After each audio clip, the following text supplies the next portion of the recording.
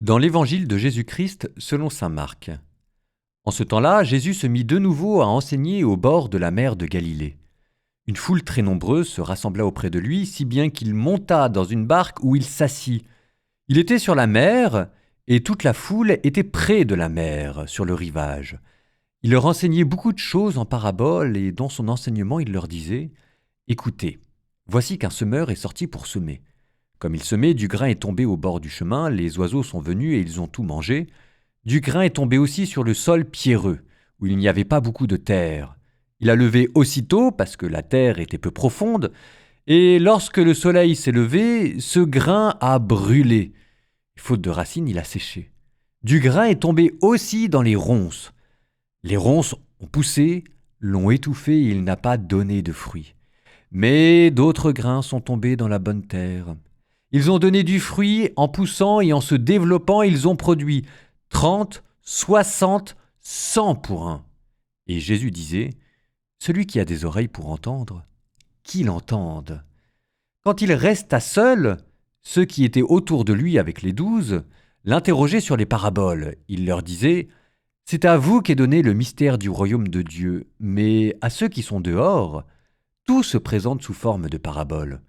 Et ainsi, comme dit le prophète, « Ils auront beau regarder de tous leurs yeux, ils ne verront pas. Ils auront beau écouter de toutes leurs oreilles, ils ne comprendront pas. Sinon, ils se convertiraient et recevraient le pardon. » Il leur dit encore, « Vous ne saisissez pas cette parabole? Mais alors, comment allez-vous comprendre toutes les autres paraboles? Le semeur sème la parole. Il y a ceux qui sont au bord du chemin où la parole est semée. Quand ils l'entendent, Satan vient aussitôt et enlève la parole semée en eux. Et de même, il y a ceux qui ont reçu la semence dans un endroit pierreux. Ceux-là, quand ils entendent la parole, ils la reçoivent aussitôt avec joie, mais ils n'ont pas en eux de racines. Ce sont les gens d'un moment. Que vienne la détresse ou la persécution à cause de la parole, ils trébuchent aussitôt, et il y en a d'autres qui ont reçu la semence dans les ronces. Ceux-là entendent la parole, mais les soucis du monde, la séduction de la richesse et toutes les autres convoitises les envahissent et étouffent la parole qui ne donne pas de fruits. Et il y a ceux qui ont reçu la semence dans la bonne terre. Ceux-là entendent la parole, ils l'accueillent et ils portent du fruit, 30, 60, 100 pour un.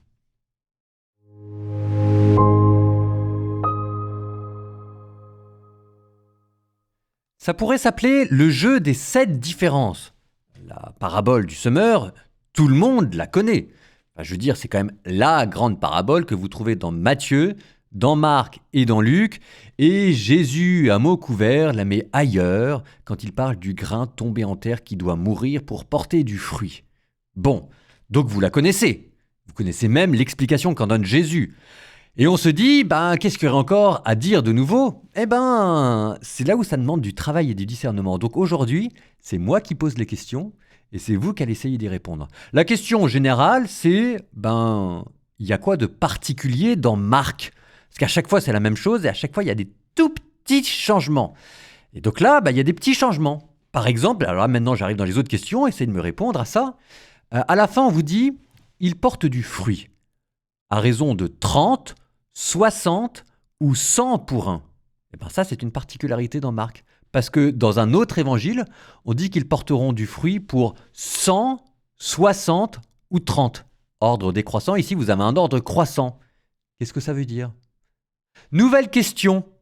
Là, dans les autres évangiles, ce sont les apôtres qui demandent à Jésus l'interprétation de la parabole.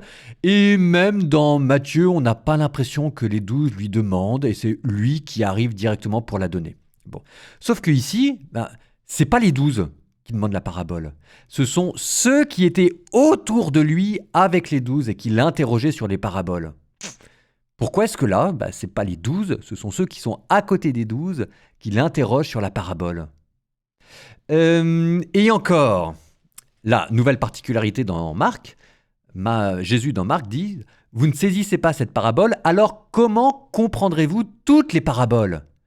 Sous-entendu, il y a quelque chose dans cette parabole qu'il est important de comprendre pour comprendre toutes les autres paraboles. C'est quoi ce qu'il y a de nouveau dans cette parabole qui fait comprendre tout le reste? Bon, alors il y aura encore d'autres choses. Il y a encore plein d'autres petites différences. Ce sera à vous de les trouver aussi. Donc maintenant vous avez de quoi méditer.